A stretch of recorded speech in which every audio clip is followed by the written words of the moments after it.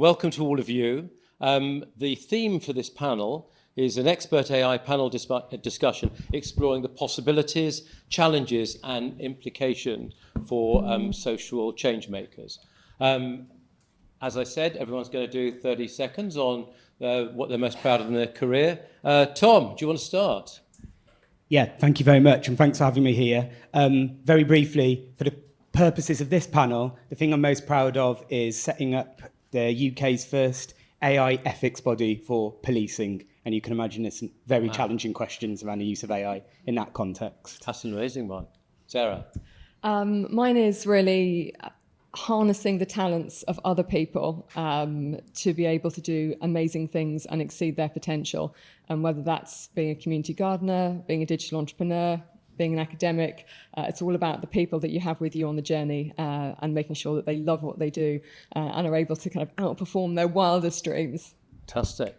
Thank you very much. To you, sir. Love that. Thank you. Hello, everyone. I think building communities of learning and practice is a thing that's kind of run through my career.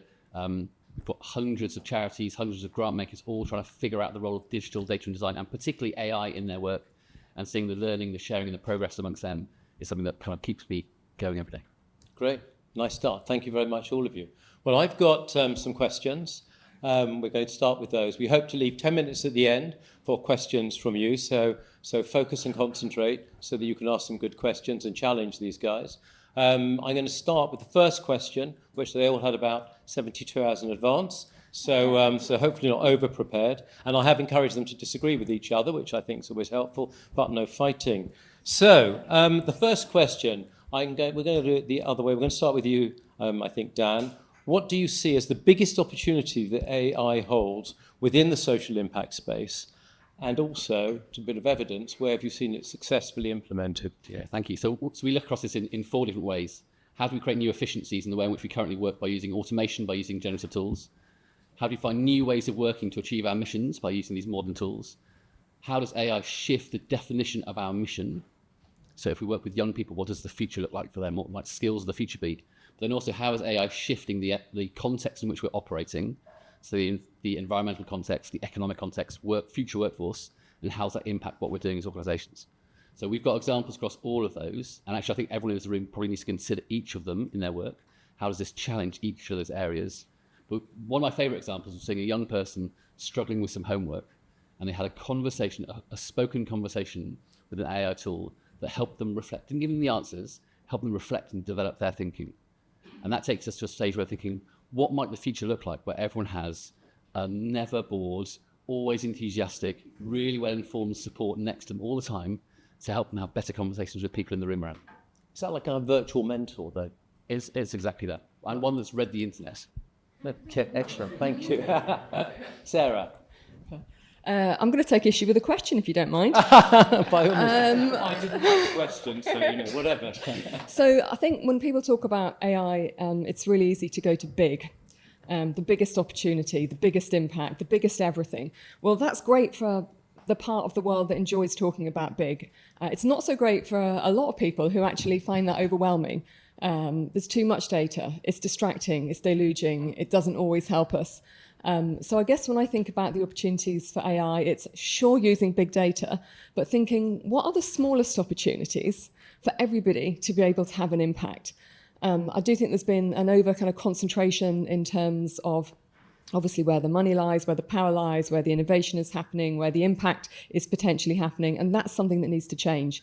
So great to think big, but also I think it's really important to think small. And that's why I like the apps, the apps that have AI, always invisible, or often invisible AI. It's one of the things that's so brilliant and also so terrifying about it. But the apps where you can now kind of identify insects, you can identify flowers, you can listen to the call of birds, that's fantastic because for millions of people, they can now understand and therefore care about their environment and make those small incremental changes that will ultimately have the biggest impact. Okay, so small rather than big is where you see the real opportunity. The big enables multiple small. Fantastic, thank you. That's really interesting. Tom? I'm probably aiming for something slightly bigger, but you need both, good. But with significant caution. Okay. So, it is very well evidenced that a lot of people from all different backgrounds end up in crime due to multiple disadvantage. poverty, mental ill health, addiction in the home, abuse, and a whole range of different challenges, I do think much more integrated data using AI tools could be a really, really effective way at identifying people who need support and holistic support and sophisticated, tailored support. However, I don't think we're anywhere near yet ready to do that accurately in a reliable way, but also a lot of the institutions that would need to be involved in this and involved in actually providing support, I'm not sure culturally they're ready to use that data with the level of responsibility needed for such serious vulnerability. Do you have any examples at all? Yeah, I do. I mean, I'll give you an example where they were trying, which I think with great intent, but where it was an absolute disaster unfolding in front of our own eyes. So I saw a national police-led programme, again, great intent, bringing lots of different data sets together to try and predict on an individual level, particular individuals who might go on to commit youth violence, so stabbing and really serious crimes. But the tool was, firstly, proven to be deeply inaccurate after initially everybody thinking it was. The wrong data had been put in, and some of the underlying assumptions were totally false, and it took a long time to discover that. But secondly, it was just clear there really was not one vision among law enforcement agencies and partners about what to actually do with the data. Some people were very strongly advocating public health, compassionate, relational model approaches. Others were talking about surveillance and quite intrusive techniques. So we can see the worst case scenarios of that. So that was not working, even though a lot of people behind it had good intent. So everyone on the same page, everyone with the same mission, as it were, the same objective is important. Okay, and it's all a matter of size, it seems, for the three of you. So thank you for that. Your answer actually leads on to the next question. I think we'll take Sarah for this one. How can organisations ensure their use of AI is ethical, inclusive, and avoids perpetuating bias, especially when working, as we're supposed to, with vulnerable communities and vulnerable people? Participation is absolutely at the heart of it. So nowadays I'm a trustee at Anna Freud. It's an amazing mental health charity for children, does incredible work. It's partnered with other organisations and uses the Lundy framework of participation. The Lundy model I absolutely love. It's putting children at the heart of the decision making and at the heart of any new development and innovation that's happening. So I think, absolutely making sure that it's not just about who in the organisation is there helping, being part of the decision making, building the tech, choosing what the data sets are, helping to build those models and test them, but making sure that the people you're serving are also there, represented in the data, represented in your teams, represented at every point of the way in the decision-making process. And that is not the only way that you can do it, and there's lots of other layers that you two are much more familiar with than I am, but that goes a long way towards helping. So participants in the co-design, do I understand, is that correct? Participants in every stage. So in the data, so representation in the data is a key one. So, women were excluded from medical research for half a century. It's had disastrous outcomes for women's physical and mental health. So that's probably one of the most well-known examples of how exclusion from data sets can have an impact. So in the data, in the team, in the decision-making. Okay. Thanks very much. Can I build on that? So I think that's absolutely right, recognising the challenges of the existing data that all these models are being trained on. However, the vast majority of these tools are not being created by mission-driven organisations. If we look at all the funding that went into the charity sector last year for digital, all digital, it's less than 1/3 of 1% of the amount of investment into commercial AI. So there's tiny amounts. And there are specialist organisations that are trying to campaign and shift government policy and working with tech companies to influence their tools. But for non-special, and we all need to get there, by the way, where we have the experience and understanding of these tools to influence them. But right now, one of the most important things that organisations can do, particularly charities, is notice where these tools are being used in biased ways. One of the roles that charities have played for years is being kind of the best untapped sensor network in the country, spotting problems first, solving them or helping people address them on an individual basis immediately, and then building evidence bases to shift towards campaigns and policy change and the like. Now, at the moment, the sector is not equipped to do that around algorithmic decision-making or the use of AI in any way and recognising where those biases or inequalities exist. And that means the sector's role in supporting individuals and communities to respond to these big technology changes, we're not able to do that. So developing our confidence and developing our understanding of that is really critical to ensure that act as that stopgap or that fuse situation that notices problems and feeds that back to influence policy and tech companies. So a third, would you say a third of 1%? That's incredible, isn't it? So we're a bit on the back foot here, to say the least. The speed of change around generative AI, 100 million users within 3 months of the launch of ChatGPT, our sector is nowhere near ready for this. And if we think back to when Web 2.0 came out, things like kind of Facebook and Twitter and YouTube and all that kind of stuff, the speed of that was quite gentle compared to this. And now, 10, 20 years on, we're worrying about the implications of identity, the concerns about how people connect, of misinformation, of mental health challenges. That's because civil society weren't involved in those conversations at the start. We need civil society organisations to understand these tools and to start influencing them. But the only way we can really get to that position is by beginning to experiment safely, learn about it, and become that sensor network. And can we go one step down back to the question, which is how do we ensure that the use of AI is ethical, inclusive, and avoids perpetuating bias? So the short term, the long term is that's something we can do as individual organisations. But right now, we can't. We just have to be noticing implications of these in the communities we support and building that evidence base so we can address it. Okay, thank you. Tom? I'm sure it varies the kind of participation you want depending on the context. But using that example about predicting, say, youth violence or youth crime or vulnerabilities there as a starter for 10, and I think this is probably always what you'd want, you absolutely fundamentally require a diversity of expertise feeding in to the very aims of it, to design of it throughout, because these tech projects, they change constantly, don't they? And then when it's there about that social context, if you don't have that diversity of perspective, you might miss out huge fundamental limbs like mental health. It literally can get missed out of a conversation if you don't have people who really get it, raising those different elements or nuances around poverty. And then a couple of other things. When we tried public engagement with it, it was always difficult because we were engaging with the public before the proposition was finished and before we even knew what the tech was looking like and the fact there was all these disagreements within an institution. But what I realised is you need to not patronise the public, but to not do that, you need to create the space where there's actually an education component to what is machine learning, what are the principles, and a bit about social policy. What does the evidence say about the factors leading behind crime? Because just because some communities might stand to bear the very worst brunt of punitive policies, it doesn't mean that anyone's taken the time to really talk through the evidence about why people go into crime.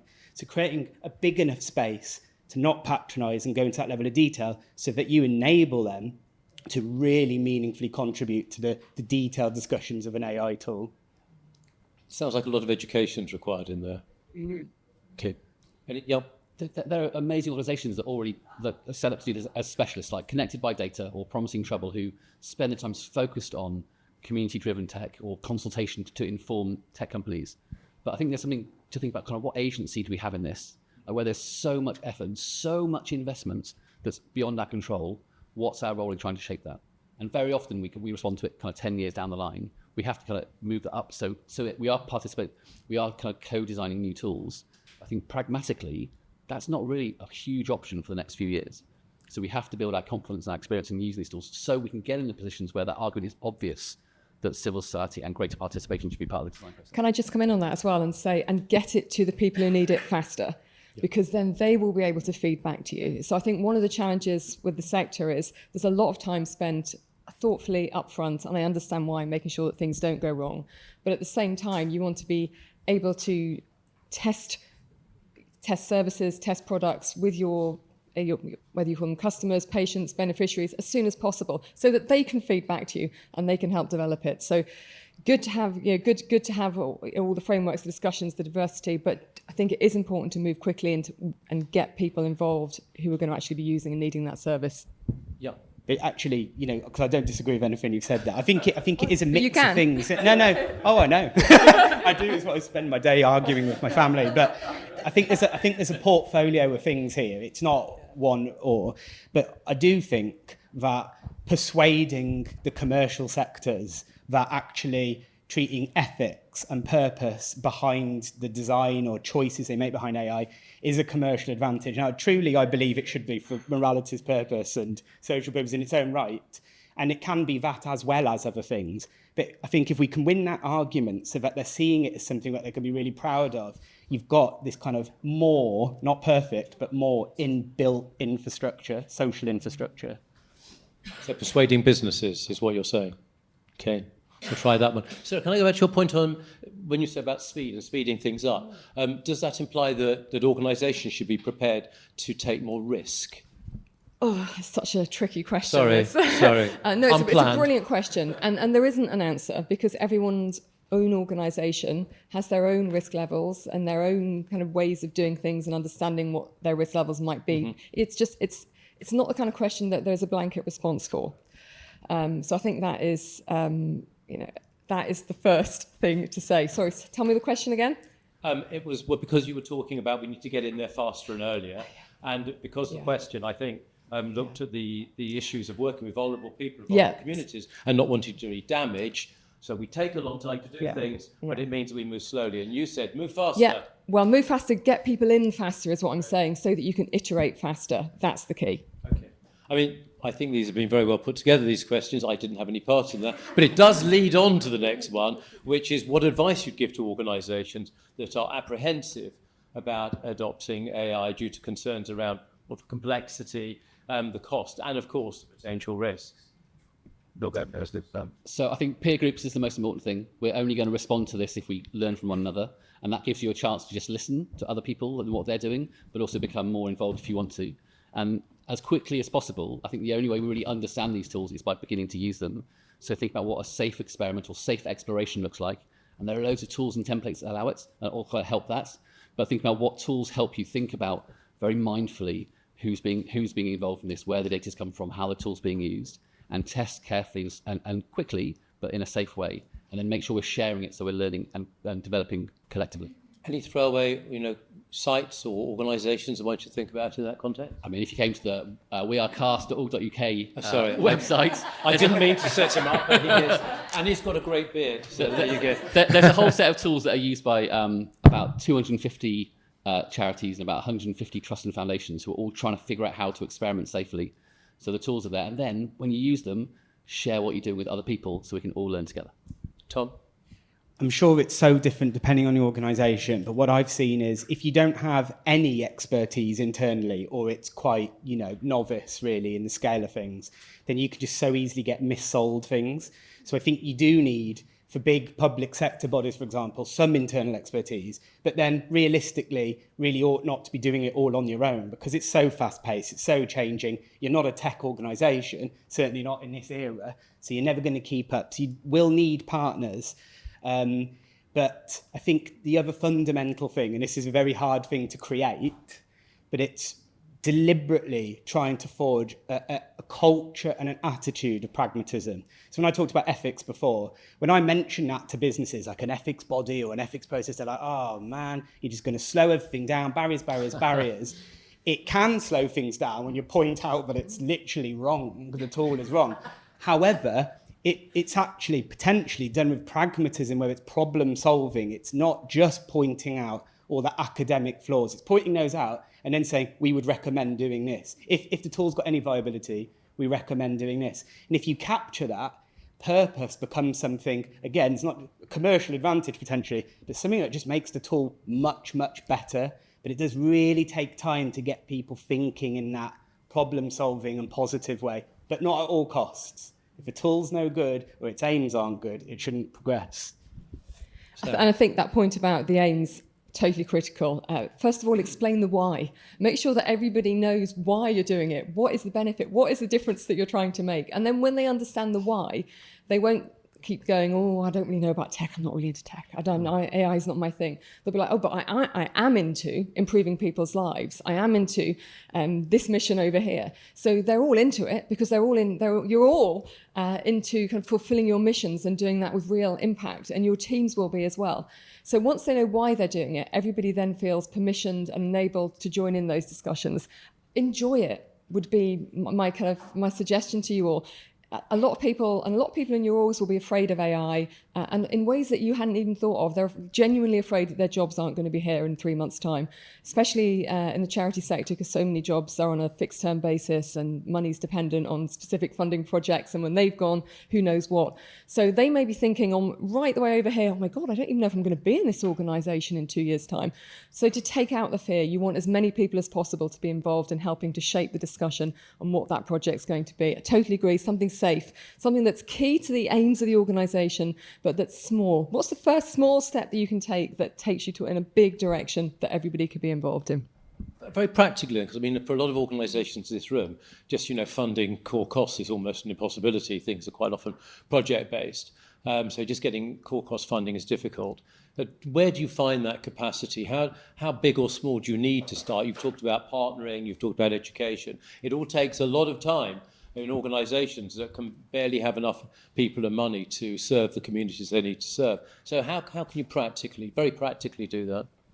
Tom? Well, one example that comes to mind, it's not super advanced AI, but it was a tool that looked to automate maps of people that might be involved in modern slavery. Now, the tool brought up loads of ethical issues. Were they really understanding the difference between victims and perpetrators and the complex dividing line when people get exploited and end up getting brought into the criminal acts and whatever? But a major part of the discussion ended up being about, okay, we've actually identified a huge amount of need that we didn't know about last week on existing data, tragic levels of need that need urgent attention because the most extreme atrocities are happening now.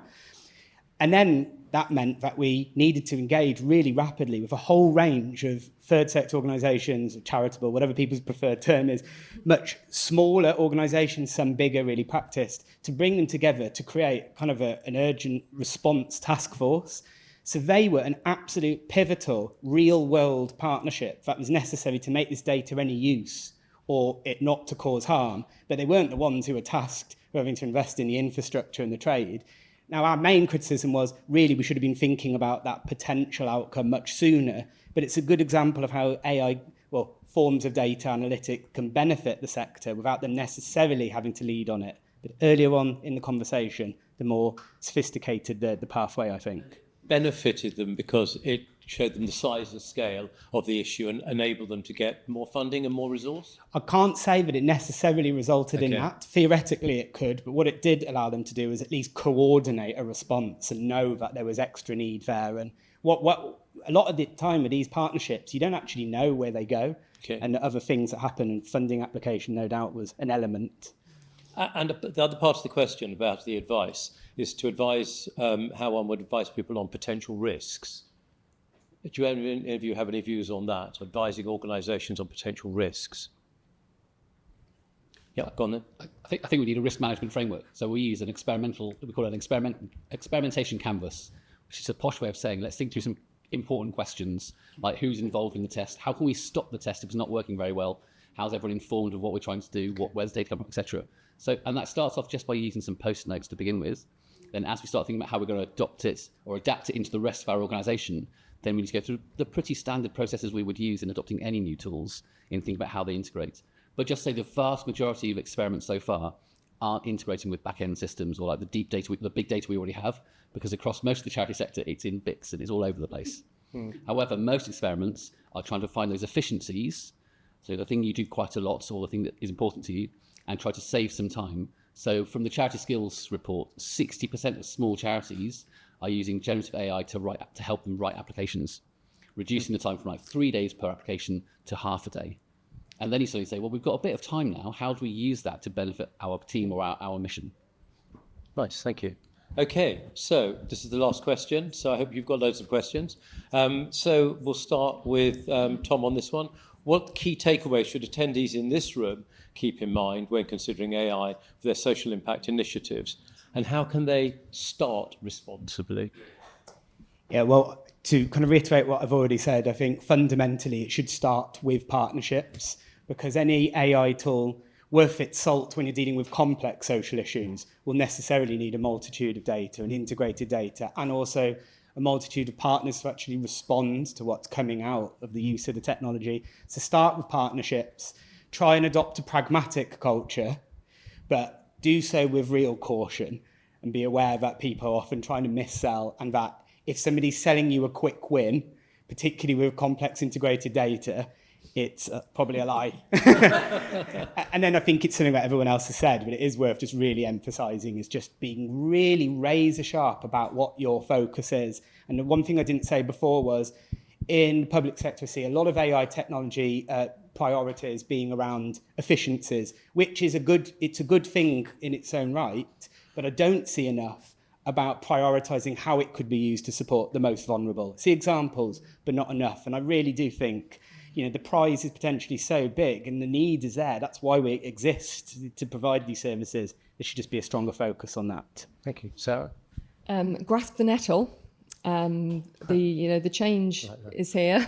To your point, it's happening faster than ever before, an order of magnitude faster, really. What took 10 years a generation ago or a decade ago takes 10 months. So do grasp the nettle. And in the spirit of the grasping, G-R-A-S-P, I've got an acronym.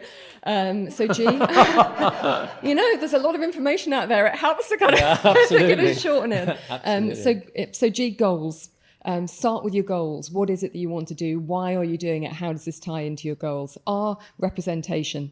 So make sure that the people that you're serving are represented in your data and also in the teams that are building the software and then making the decisions. A, always ask questions. So it's so interesting. The art of the question has become, the art of the question, it's a whole new art form now. And whether that's ethical questions around AI or whether that's more kind of tactical prompt engineering questions, the better the questions that you put in, the more sophisticated the questions that you can enter into engines. That's really going to change the outcomes that you're getting and how kind of the data is processed through the system. So the asking of the questions, super important. S, start small. Small steps, and that's great. It's good if you start small. It's good because it gives people confidence. It helps them kind of hone their questioning muscles, helps them understand who's interested, what they're interested in, understand their own unique skills. And that brings me to the P, which is put people at the heart of your AI work and your AI strategy, because you never know where the best ideas are going to come from, but you do know they won't come from where you're expecting them to. And I think anyone who leads teams knows that to be the case. There is always surprises down the road, but if you've got a great group of people around you, then you can have confidence that whatever comes at you, you're going to be able to respond. That's great. Can I just, on the questions, and lots of organisations do ask lots of questions, how do you deal with the right way of doing it, which is to ask open questions rather than closed questions? Do you have a view on that? Because a lot of organisations ask closed questions. Organisations don't tend to ask questions, people ask questions.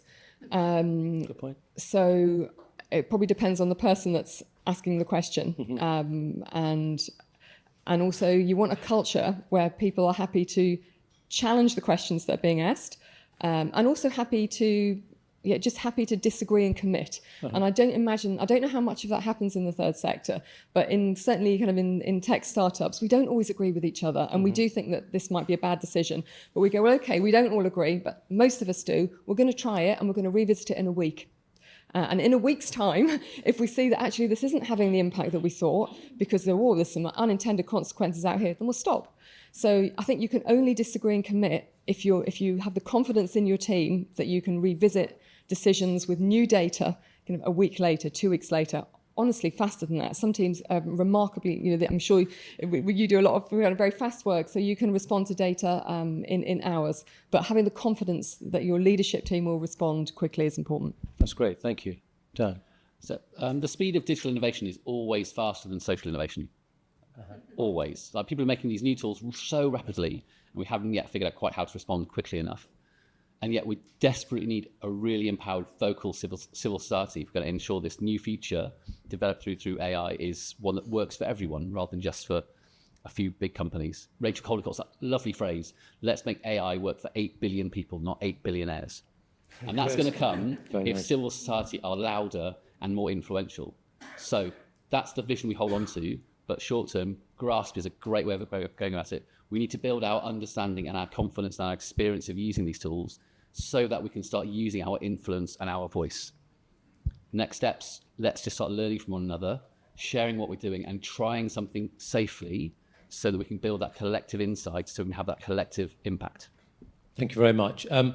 Scott, are the questions coming up now? Thank you very much. I mean, what I think you're all saying, actually, is we just all have to move quickly. There is no option. Grasp the nettle, I really like that. But I mean, I think moving fast and taking the risks to try things and do things and abandon them if they don't work and try something new is what I'm hearing. But sitting around contemplating and thinking about it doesn't sound like the right way to go. So, right, questions. Now, apparently these are asked questions and then voted on, so they automatically sort themselves out. So trustee boards can be risk neutral. That's a very nice way of putting it. And slow, I think, is the other word. Slow and risk neutral. What's your advice as they consider AI opportunities versus statutory obligation to protect beneficiaries? That's an excellent question. Boards is where it gets stuck. Any thoughts on that? Anyone want to take that as a starter? Go on then. I'll go for a start of it. It's just to repeat what I've said a few times. It really does depend on who you are as an organisation. And if you're a small organisation, you're really working on the coalface and you recognise that tech has a massive opportunity to help you do what you do better, I would say it really is about prioritising those partnerships. Now, in terms of access to data, again, that needn't be super high risk. But even if it is, the risk depends on the quality of the partnerships, and I don't think they can do anything that meaningfully on their own, subject to tech going so wildly fast that you can get things off the shelf. But if you're a much bigger organisation that has deeper pockets and can take some risk, then I think the message is, and I wouldn't disagree with it wholeheartedly, is, we do need to be bold and embrace it. Otherwise, the world might carry on developing these tech, but not for the people who need it most. Because I'm not seeing huge excitement for the tech that benefits the most vulnerable, but loads of tech for selling items even quicker. So it's good to step into the space, but even then, your ability to do it well will depend on the partnerships. You might be able to lose some funding, and therefore that's the case I would probably make to trustees. But in order to minimise that chance and maximise the chance of doing anything useful, you cannot do it alone. And then it's about really seeking out who are the excellent technical partners, but who are also the partners that are going to actually make interventions really work in the real world, in the flesh. Can I build on that with two really practical things? The first is kind of agile ways of working, or kind of the lean innovation, test and learn. That's a risk management strategy. It's there to reduce waste and reduce inefficiencies. So what we're first saying is we're going to take the trustees' kind of existing way of kind of managing risk, which is planning and putting nice spreadsheets together and predicting the future, and saying we can't predict the future, but we've got this really great approach where we're going to test and learn and iterate what we're doing, because that's how we reduce waste and make sure we're heading in the right direction. So that's the first thing. We've got a really good risk management strategy. The second is don't start testing with beneficiary data. There are ways in which you can begin to explore efficiencies or new ways of working that don't touch any information that you wouldn't already be happily publish. Start with that to demonstrate the value, whether it's like developing the first grant application or writing your first blog with Gen AI or whatever it is. Just start with some simple things before you have the confidence to understand how that data is being used, and then work in partnership to think about how you use more sensitive stuff. I totally agree with all that. And I guess the only thing I would add to that is quite good to make sure that on your risk register is doing nothing, because that sometimes doesn't get seen as the risk that it is. So acknowledging that risk. And also trustees, and I sit on, as lots of us do, sit on both sides of the table at various times. My experience of boards isn't that trustees are slow and hold everything up. But sometimes there is a lack of understanding, a lack of deep knowledge about what's going on in the organisation. So alignment with trustees, between trustees and exec team is so important if you want to kind of move forward on some of these big projects. I think obviously introducing it onto agendas is important because it probably isn't at the moment, and having a standing item, I think on the risk register is quite a good idea. Oh, so 7 people in the audience, AI. Where do we even start? I think we kind of covered a bit of this, but anyone got a quick, snappy answer to where do we start? I mean, honestly, I do think it's coming to events like this and meeting people who do this. Is Matt live paying and you breathe for it.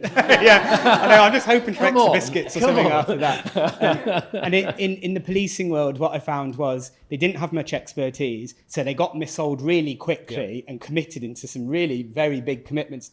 Wasn't a total waste. Some good things came from it.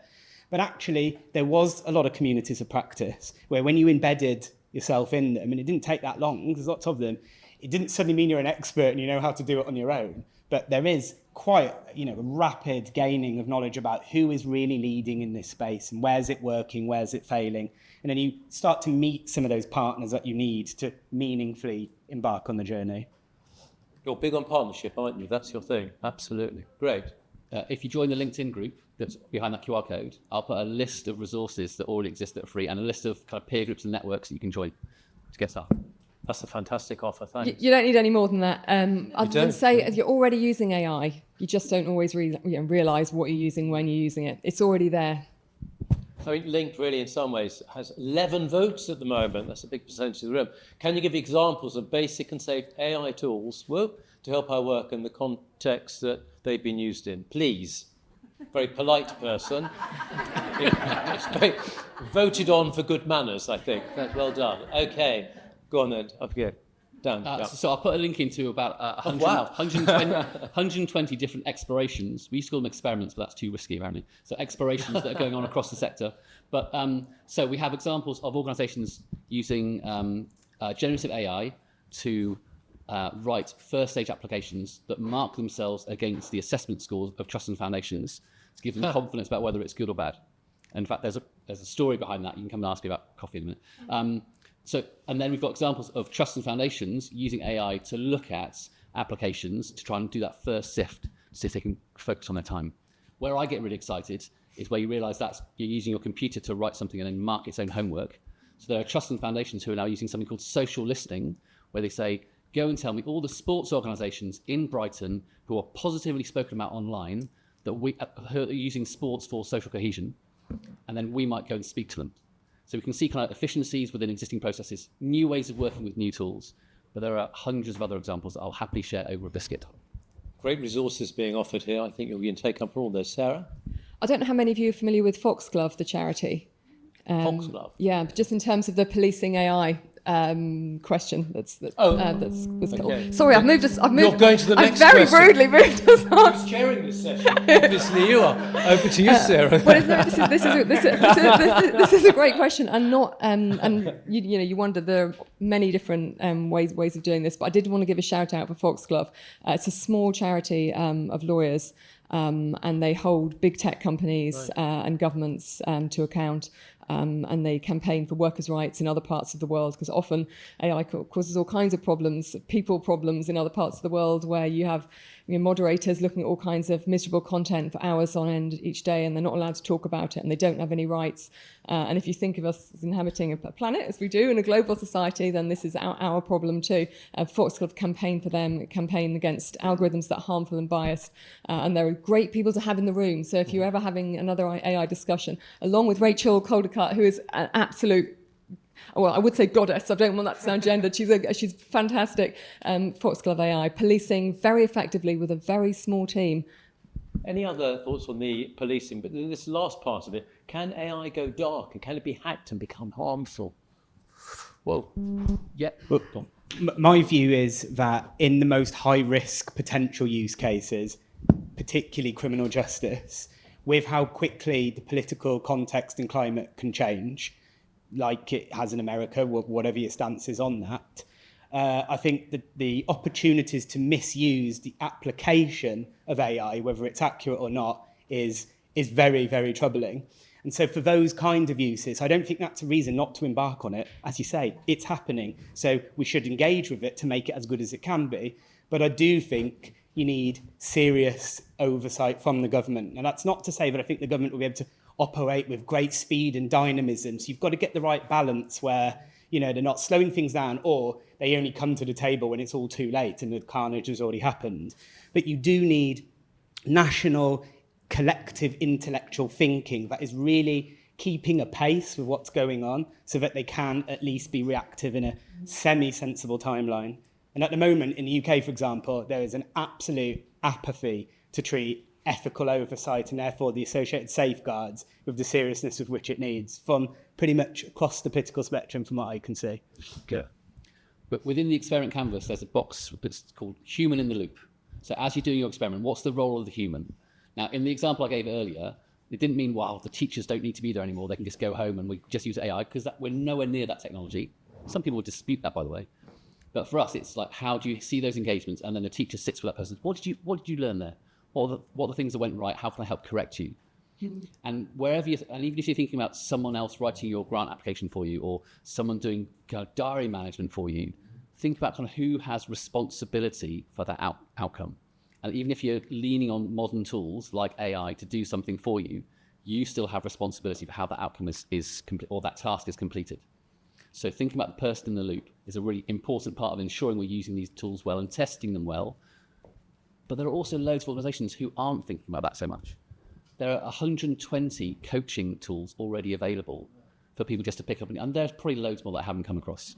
And that's because it's so easy now to start creating some of these tools and to put them online. And to give you a parallel, there are over 250,000 apps available to support you to have better mental health. They've been downloaded 3.2 billion times, and yet less than 0.1% have any evidence of efficacy. Now, those figures tell me the speed of innovation, 250,000 apps, the demand for support through digital means, 3.2 billion times. The lack of evidence doesn't seem to be influencing how people are looking for support and health, looking for support in that instance. And what that really shows is civil society aren't creating those tools. The most popular mental health tool in this country is made in Silicon Valley. How do we ensure our civil society, with all of its expertise and experience and connections, are at the heart of this next wave tool? And we're going to have to stop there. That got more and more exciting, and you're all getting more and more excited. I could feel your energy. I kind of wanted to keep on going, but we can't because we're going to run to time.